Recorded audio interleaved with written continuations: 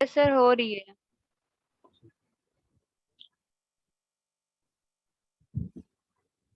एक हम जब हम general heat conduction equation Cartesian coordinate मतलब एक्स वाई और जेड, अगर पोलर कोऑर्डिनेट में होता तो उसमें थीटा एंगल पे होता कंपोनेंट हमारा, उसको लेते हैं। कार्टेशियन कोऑर्डिनेट में जो हमारी एक्स वाई और जेड डायरेक्शन है उसी में हम कंसीडर करते हैं, और इसमें कोई इनफाइनाइट रेक्टेंगुलर पैरेललोपाइड जो वॉल्यूम एलिमेंट है जिसके साइड्स एक्स डायरेक्शन में थिकनेस dx है, y में dy है और z में dz है थिकनेस उस पैरेललोपाइड की। तो उसमें हम वेरिएशन देखेंगे हीट ट्रांसफर का। स्मॉल टी यहाँ पे कंसीडर किया गया है। पहले हम ये फिगर देख लेते हैं, कल दिखाई थी हमने। स्मॉल टी जो टेम्परेचर है वो आपका ABCD पे जब हमारा कोई हीट एंटर कर रही है उस पे टेम्परेचर है, और उसके आगे वो होता है dt/dx जब टेम्परेचर उतना चेंज करे अलोंग एक्स डायरेक्शन, वो हमारा dt/dx है, change in temperature along X direction. और जब हमारा dx इतनी थिकनेस ये ट्रैवल कर जाएगी हीट, तो चेंज इन टेम्परेचर होगा आपका dt/dx, change in temperature along x-axis into dx. The change in temperature through distance dx will be dt/dx del t upon del x up into dx. ये del है, del t। अब आगे बढ़ते हैं। अब हमारा जो temperature on the right face at जो है ना at the distance dx from the left face कितना होगा भाई? या तो टेम्परेचर बढ़ेगा या घटेगा, ठीक है। इस फेज से इस फेज तक आने तक टेम्परेचर घटेगा या बढ़ेगा? अब हमें नहीं पता टी कम है या टी ज्यादा है, तो यहाँ पे जो टेम्परेचर होगा एट द फेज EFGH वो होगा T plus del T upon del X D X. क्यों? अगर ये घटेगा चेंज होगा तो ये माइनस हो जाएगा, तो ऑटोमेटिकली इधर टेम्परेचर हमें रिड्यूस मिल जाएगा। तो at this phase the temperature will be T plus del T upon del X D X. Further हम लोग थर्मल कंडक्टिविटी के बारे में कल पढ़े थे। थर्मल कंडक्टिविटी कैरेक्टरिस्टिक होती है हमारे मटेरियल का, और वो डायरेक्शन पर डिपेंड करती है। तो हमने तीनों डायरेक्शन में एक्स वाई और जेड डायरेक्शन में अलग अलग थर्मल कंडक्टिविटी ले ली। kx है हमारी एक्स डायरेक्शन में थर्मल कंडक्टिविटी, ky है वाई डायरेक्शन में, और kz है जेड डायरेक्शन में थर्मल कंडक्टिविटी। इसमें आप लोग देख सकते हैं थिकनेस dx जेड डायरेक्शन में, थिकनेस dz वाई डायरेक्शन में dy ली है। और जो इंटरनल हीट जनरेट हो रही है, इंटरनल हीट जनरेट जो हो रही है Qg, वो है Q small qg dx dy dz। इतनी अमाउंट ऑफ इंटरनल हीट हमारे बॉडी के अंदर due to transfer of temperature from this face to this face, इतनी इंटरनल हीट बॉडी के अंदर जनरेट हो रही है। फेसेस पे टेम्परेचर T और T plus del T upon del X D X है, but inside the body heat generated is small q dx dy dz। dx dy dz volume block. आगे बहुत है।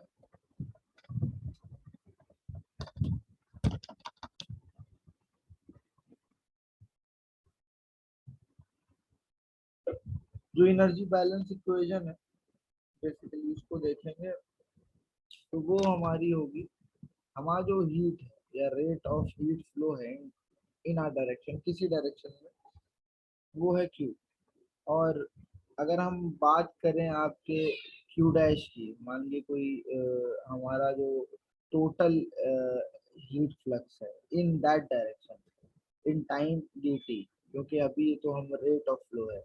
अगर किसी एक टाइम पे total heat rate of heat flux है, total heat flux निकालना है, तो that will be equals to the time in multiplied by time, मतलब rate of heat flow into जो जो है टाइम, जितने टाइम में उसका हीट फ्लो हो रहा है, तो total heat flux that will be equals to rate of heat flow into the time.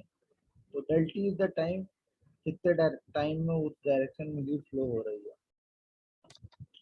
आगे बढ़ते हैं, हम लोग सबसे पहले एक्स डायरेक्शन का ही कंसीडर कर रहे हैं। एक्स डायरेक्शन में हीट फ्लो देख रहे हैं, तो हीट फ्लो एक्स डायरेक्शन में जब देख रहे हैं, हमने अभी कल इक्वेशन पढ़ी थी Q equals to minus K A del T upon del X del T, आप डेल्टा टाउ, कल जब हम लोग पढ़ रहे थे कंडक्शन, तो फोरियर की इक्वेशन जब पढ़ी थी हमने, तो वो यही Q equals to minus K del T upon del X, ठीक है। Del T upon del X, वही चीज हम यहाँ देख रहे हैं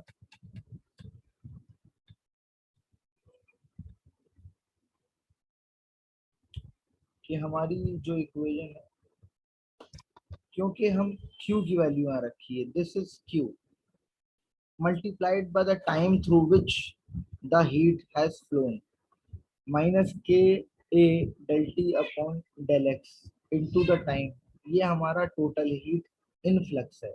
मतलब हमारे जो फेस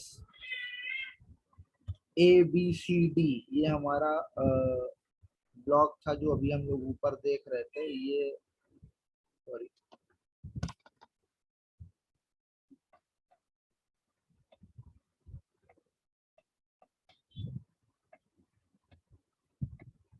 ये हमारा ब्लॉक था ए, ये साइड थी ए बी सी डी, इधर से जो हीट इनफ्लक्स है क्यू डैश एक्स, वो हमारी हो गई ये वैल्यू। अब इधर से बाद में हीट इफ्लक्स होगा, मतलब हीट निकलेगी, वो होगी Q dash x plus D x, मतलब डी एक्स डिस्टेंस ट्रेवल करने के बाद ये जो चीज हमारी बाद में आएगी वो कितनी होगी। समझ में आ रहा है सबको, हीट इनफ्लक्स और heat efflux. Hello, yes sir. Basically formula ही बेस्ड है, इसमें आपने देखा कि this is minus K A del T upon del X, ये क्यू की वैल्यू है, मगर हीट इनफ्लक्स जो है वो उसमें टाइम मल्टीप्लाई हो जाता, तो ये हीट इनफ्लक्स हो गया। अब हमारा जब दूसरे एंड पे हमारा ई एफ जी एच पे हमारा ये हीट इनफ्लक्स कितना हो रहा है, वो होगा क्यू डैश, भाई वो टोटल जो हीट उधर से आई वो, प्लस उसका डिफरेंस कितनी खत्म हुई, plus del upon del X Q dash X D X. इसमें किसी को कोई दिक्कत हो तो बताए।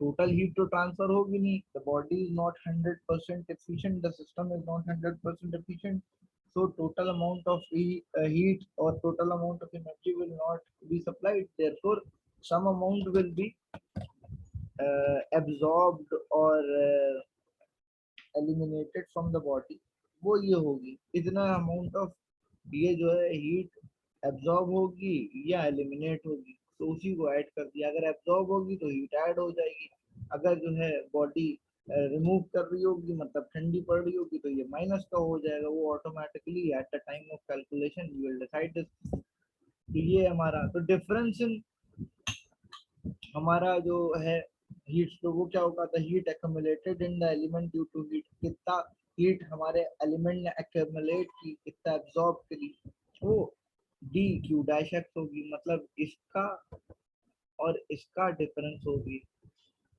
ठीक है भाई, जो हीट इनफ्लक्स है वो ज्यादा होगी और जो हीट इफ्लक्स है, क्योंकि भाई हीट फ्लो होती है हमेशा हायर टेम्परेचर से लोअर टेम्परेचर की तरफ, तो जाहिर सी बात है हायर टेम्परेचर ज्यादा होगा और लोअर टेम्परेचर ये कम होगा, तो इसमें से इसको माइनस कर देंगे।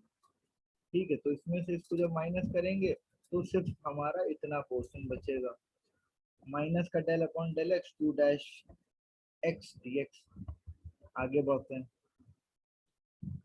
हम q डैश की वैल्यू रखेंगे minus K X D Y D X del T upon del X del tau whole multiplied by this D X. इसको डिफरेंशिएट करेंगे। डिफरेंशिएट में आप समझिए एक्स से रिलेटेड टर्म कौन कौन से हैं। एक्स से रिलेटेड आपके टर्म ये del T upon del X है, क्योंकि आपका T with respect to X change हो रहा है, पहली चीज। दूसरा आपका ये डिपेंड कर रहा है thermal conductivity along X direction. आपका distance along Y direction depend नहीं करेगा, distance along Z direction depend नहीं करेगा, डेल टी डिपेंड नहीं करेगा, तो ये सब बाहर आ जाएंगे। तो एक्स पे क्या क्या डिपेंड करता है, थर्मल कंडक्टिविटी और आपका ये टाइम। तो del upon del X K X del T upon del X multiply by D X D Y D Z और डी टी। ठीक है, यहाँ तक क्लियर है सबको? Yes, sir. आगे बढ़ते हैं। इसी तरीके से y और z डायरेक्शन में जो हमारी हीट एक्युमुलेट होगी ड्यू टू हीट फ्लो, यहाँ पे डेल अपॉन डेल एक्स है, वहाँ del upon del Y K Y del T upon del Y D X D Y D Z और डी टी। और उसी तरीके से z डायरेक्शन में del upon del Z K Z del T upon del Z, बाकी ये volume है into time. कोई दिक्कत तो नहीं इसमें?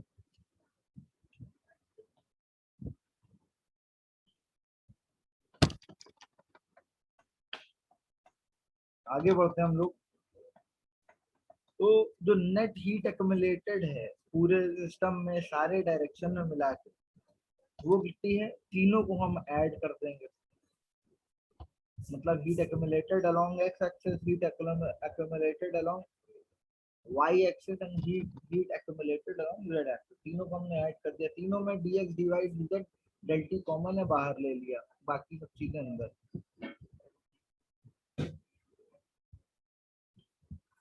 अब हमने जब हम अभी डायग्राम में दिखा रहे आपको, तो एक चीज और दिखाई थी, जो heat generated inside the element है, इंटरनल हीट जो जनरेट हो रही है, वो क्यू जी, वो क्यू जी डैश थी, क्यू बराबर small Q G into D X D Y D Z into del T. बताई थी कि नहीं बताई थी शुरुआत में? Hello hello. Yes, sir. तो यही आपकी स्टार्टिंग में थी जो हमने बताई थी। जो एनर्जी स्टोर्ड इन एलिमेंट है वो क्या है, इन्हीं दोनों इक्वेशन से हम निकालेंगे आगे। The total heat accumulated in the element due to heat flow along coordinate axis and the heat generated within the element together serve to increase the thermal energy of the element। क्योंकि जो body के अंदर internal heat generation हुआ है और ये जो heat flow हुआ है टोटल, उसकी वजह से बॉडी का थर्मल एनर्जी इंक्रीज कर जाएगा। The increase in thermal energy क्या होता है, rho we C delta T होता है। ये होता है, ये थर्मोडायनेमिक्स का एक फॉर्मूला है। रो वी, वी मतलब वॉल्यूम, वॉल्यूम यहाँ पे क्या है, D X D Y D Z into C del T upon del tau D tau. ठीक है, ये है हमारा फॉर्मूला, ये आपको याद करना पड़ेगा, क्योंकि थर्मोडायनेमिक्स आपके सिलेबस में तो है। काफी चीजें हैं जो आपको थोड़ी बहुत याद करनी पड़ेगी। तो heat stored in the body क्या होगा, mass of the body into specific heat of the body and rise in temperature of the body। ये यहाँ से आया है। Mass density equals to mass upon volume होता है, तो mass equals to density into volume हो गया। इतनी चीज क्लियर है, ये कहाँ से आया, mass equals to density into volume, rho into V into the specific heat of the body, that is small c, into the rise in temperature of the body, ये है del t with respect to time del tau। ये clear है, ये equation कहाँ से आई, increase in thermal energy वाली। Hello hello, hello sir. आवाज आ रही है मेरी? यस सर, आ रही। ये समझ में आया? यस सर, ऊपर वो था वो हेलो फर्स्ट इक्वेशन जिसमें आप हेलो, हाँ पूछिए क्या कह रहे हैं आप?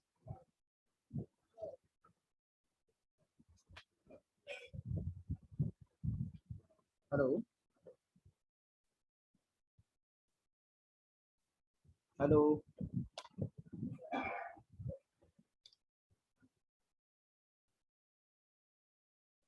हेलो,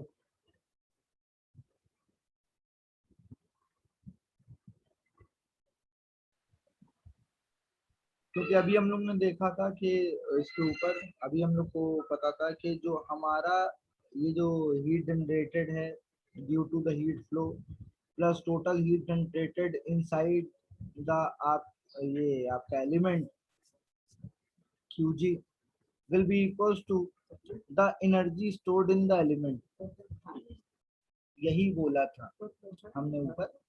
तो यही पे यहाँ पे है हमने इन तीनों चीजों को सब्स्टिट्यूट किया। ये है टोटल आपका हीट फ्लो की वजह से, ये आपका इंटरनल की वजह से, और ये है एनर्जी स्टोर्ड। तो जितना एनर्जी स्टोर्ड होगी that will be sum of heat flow and the internal heat generated. तो इसमें से देखिए D X D Y D Z दोनों तरफ कॉमन है तो वो कट जाएगा, डिवाइड हो जाएगा, तो वो हट जाएगा। बचेगा D upon D X K X del T upon del X plus D upon D Y K Y del T upon del Y plus del upon del Z K Z del T upon del Z plus Q G, और del T del tau भी cut जाएगा, del tau भी common है, equals to P into C del T upon del tau. अब क्योंकि ये vector operator से हम इस पूरे टर्म को रिप्लेस कर सकते हैं डेल वाले टर्म को, और सबके लिए del with respect to each direction common है, ठीक है, डिफरेंशिएशन हर डायरेक्शन में कॉमन है। तो हमने ये डेल अपॉन डेल एक्स या डेल अपॉन डेल वाई या डेल अपॉन डेल जेड को हमने रिप्लेस किया है इन्वर्टेड आपका डेल्टा से, इन्वर्टेड डेल्टा से शो किया है इनटू के डेल टी हर डायरेक्शन में difference of time plus Q G equals to rho into C del t upon del tau. This is known as general heat conduction equation for non-homogeneous material, self heat generating and unsteady three dimension heat flow. ये three dimension heat flow के लिए आपकी general heat conduction equation non homogeneous material के लिए, और जिसमें heat self generate हो जाएगी। अब हम बात करते हैं, क्योंकि अभी इससे पहले जो हम पढ़ रहे थे थर्मल कंडक्टिविटी, तो उसमें लिखा था फॉर अ होमोजीनियस मटेरियल हमारी थर्मल कंडक्टिविटी सारे डायरेक्शंस में सेम रहती है। अगर मटेरियल होमोजीनियस है मतलब उसकी स्पेसिफिक हीट डेंसिटी सब सेम रहती है और थर्मल कंडक्टिविटी भी सेम रहती है अगर मटेरियल होमोजीनियस। ऊपर वाली इक्वेशन जो निकली है वो नॉन होमोजीनियस मटेरियल के लिए, मगर अगर मान लेते हैं कि अगर ये होमोजीनियस मटेरियल के लिए तो सारे के इक्वल हो जाएंगे, तो के एक्स इक्वल टू के वाई इक्वल टू के जेड इक्वल टू के, तो हम सारे के को टोटल एक के से हम पूरी इक्वेशन को डिवाइड करेंगे, तो यहाँ पे फिर क्यू जी अपॉन के आ जाएगा, इधर भी पी सी अपॉन के आ जाएगा। और हम हेलो, आवाज आ रही है? हेलो हेलो, यस सर, आ Yes, रही sir. है। और हम इस के अपॉन पी सी को वन अपॉन अल्फा मान लेंगे, कोई एक अल्फा का टर्म मान लेंगे, और उस अल्फा को हम के अपॉन पी सी को थर्मल डिफ्यूजिविटी कहते हैं, ठीक है। तो ये हमारी एक इक्वेशन आ जाएगी। ये तो हो गई थ्री डायमेंशन के लिए, ठीक है। फिर इसमें हम वही कर सकते हैं लैप्लास से, क्योंकि सब देखो स्क्वायर हो जाएगा जैसे जैसे हम अंदर मल्टीप्लाई करेंगे। ये स्क्वायर हो गया D square T upon K X square plus D square T upon D Y square. ये समझ में आया कैसे हुआ, स्क्वायर कैसे हो गया? यहाँ पे आप देखिए जब सारे के इक्वल हो गए, के एक्स के वाई के जेड, तो सब k हो गए और पूरी इक्वेशन को हमने k से डिवाइड कर दिया। यहाँ देखिए जाते हैं, अब पूरी इक्वेशन को हमने k से डिवाइड कर दिया, ठीक है। यहाँ पे भी अपॉन स्मॉल k कर दिया, यहाँ पे भी सॉरी स्मॉल k, और यहाँ पे भी हमने स्मॉल k कर दिया। तो ये k बराबर ये भी कट गया, ये और ये कट गया और ये कट गया। यहाँ पे बचा del upon del X, del T upon del X. तो ये डेल एक्स और डेल एक्स, ये डेल एक्स स्क्वायर हो गया और ये डेल और डेल डेल स्क्वायर हो गया। तो यहाँ पे यही लिखा हुआ है del square T upon del X square. क्योंकि आप लोग जो बायोलॉजी बैकग्राउंड के थी थोड़ा सा समझाना पड़ेगा। यहाँ पे डेल डेल डेल स्क्वायर हो गया, डेल डेल वाई स्क्वायर हो जाएगा। सिमिलरली यहाँ पे del square T upon del Z square हो गया और बाकी सब सेम है। यहाँ पे इसको इनवर्स ले लिया equals to 1 upon alpha, where alpha is thermal diffusivity. ये चीज सबको समझ में आ गई? Yes, sir. सिमिलरली जैसे पहले किया था हमने इन्वर्टेड डेल्टा से शो किया था डिफरेंशिएशन को, यहाँ पे भी हम अब क्योंकि सब स्क्वायर के टर्म है तो इन्वर्टेड डेल्टा का स्क्वायर टी सारे डायरेक्शन में, in all the sir 3 direction X Y and Z, plus sir Q G upon small K equals to 1 upon alpha into delta del T upon delta. ये है हमारी unsteady condition में। Unsteady condition क्या sir होती है? हाँ बोलिए। Hello. Sir ये डेरिवेशन आएगी क्या? हाँ हाँ आ सकती है। हेलो। ओके आ सकती है, यस मगर सर ओके ठीक है दिक्कत है क्या? यस सर बहुत ज्यादा नहीं, एक कॉन्सेप्ट पकड़ के चलोगे अगर ना तुम लोग, अगर ये कॉन्सेप्ट पकड़ लिया कि एक हो कैसे रहा है, तो अपने आप डेरिवेशन हो जाता है, बस खत्म हो गया डेरिवेशन। क्योंकि हीट कंडक्शन ओके को फोरियर लॉ गवर्न करता है, ठीक है। तो अब जो हम डिस्कस कर रहे हैं वो ये हमारा जितना भी है ये लैप्लासियन डेल स्क्वायर के टर्म में है।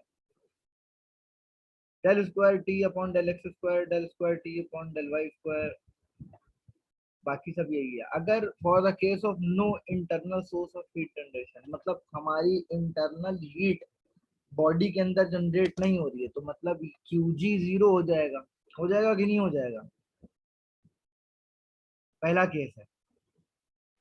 Yes sir. तो फोरियर कह रहा है अगर क्यूजी 0 हो जाएगा तो क्यूजी का टर्म हट जाएगा, del square T upon del X square plus del square T upon del Y plus del square T upon del Z square equals to 1 upon alpha del T upon del tau, ये हो जाएगा। और अगर इसमें से हम ये term हटा दें तो ये हो जाएगा inverted delta square T equals to 1 upon alpha del T upon del tau, वही यहाँ पे लिखा हुआ है। इसे हम फोरियर इक्वेशन कहते हैं, ठीक है। जब sir internal second heat, equation में स्क्वायर हेलो नहीं समझ में आया किधर। क्या कह रहे हैं? Second equation sir, first equation जो है हाँ डेल स्क्वायर टी अपॉन का डेल स्क्वायर, सर इसमें ये वो वी स्क्वायर कहाँ? सर स्क्रीन थोड़ा नीचे कर दीजिएगा। इसमें क्या हो गया बताइए? जैसे सर क्यूजी जब जीरो किया, जैसे जब इंटरनल हीट जीरो हो इंटरनल जा हीट रही है। जनरेशन का कोई सोर्स नहीं है, मतलब बॉडी के अंदर कोई अपने सोर्स से हीट जनरेट नहीं हो रही है, ठीक है। ये फिर सर एज्यूम उस किया गया है स्क्वायर फॉर केस 1, अगर आपको न्यूमेरिकल में दिया हो कि बॉडी में कोई इंटरनल हीट सोर्स का जनरेशन का कोई सोर्स नहीं है, मतलब क्यूजी 0 हो सर जाएगा। इक्वेशन 2.8 की बात कर रहे हैं हाँ इक्वेशन 2.8 बताइए। अब देख लीजिए बदतमीजी तो फेंक देंगे, समझ लेना। औकात है, ध्यान रखना। हेलो। सर वो वी स्क्वायर है या फिर डेल्टा इनवर्स डेल्टा डेल्टा है, है? इनवर्स डेल्टा है। इसको और जूम करके दिखा दें, अब दिख रहा है? Yes sir sorry yes sir, sir वो वी स्क्वायर लग रहा था। अब दिख गया ना? ओके सर, क्लियर हो गया।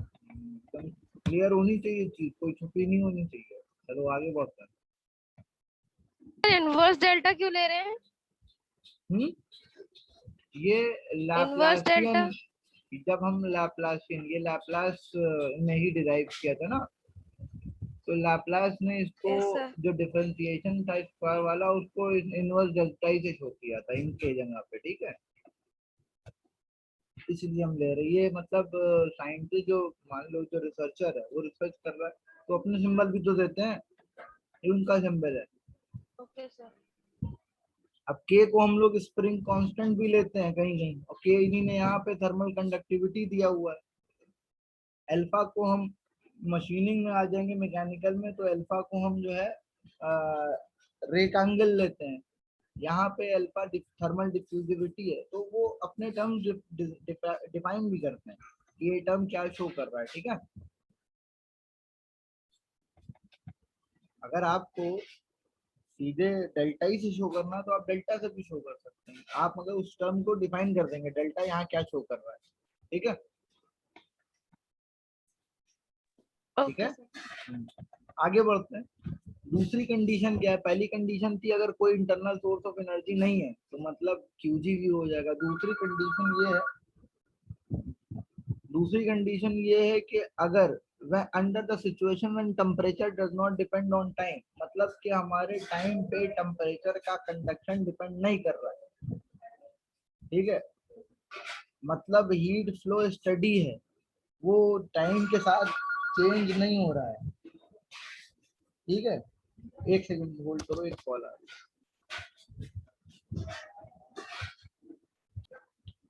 Hello. Unsteady flow, unsteady state वो होती है जिसमें जैसे आपका फ्लो हो रहा होता है हीट का, तो हमें पता नहीं होता है कि वो टाइम के साथ चेंज होता रहता है। बट अगर हम स्टडी फ्लो कहते हैं कि तो टेम्परेचर जो चेंज होता है वो स्टडी होगा, मतलब it will do not depend on time, it does not depend on time, it will be the difference of temperature with respect to time will be zero, जैसे कि यहाँ पे शो किया गया है del T upon del tau equals to 0.